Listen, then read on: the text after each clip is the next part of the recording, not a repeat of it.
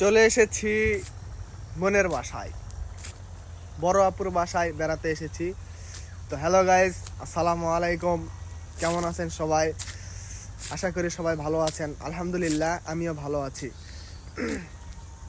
সবাইকে happy new year এবং শীতের শুভেচ্ছা। চলে আসলাম বড় আপুর বাসায়। কে কে আসছি? সঙ্গে আছে আমার মেজ বোন, আমার ভাগনা, আমার ভাগ্নি, সকলে মিলে বেড়াতে এসেছি। অনেক ছোট্ট একটি গ্রাম আমার আপুর এটা, তবে অনেক সুন্দর, মিষ্টি এবং মধুময় একটি গ্রাম।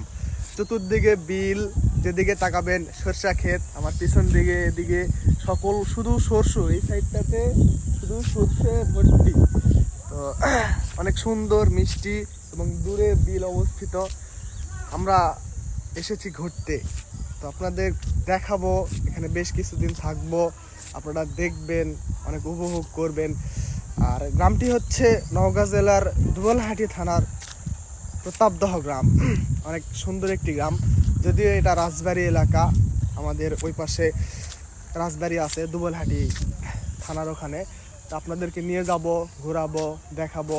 তো দেখুন, কিছু অংশ শুধু সরষার বাগান, সরষা ক্ষেত, যেদিকে তাকাবেন শুধু সরষার ক্ষেত, এই যে দেখতে পাচ্ছেন। আর ওই দূরে বিল অবস্থিত।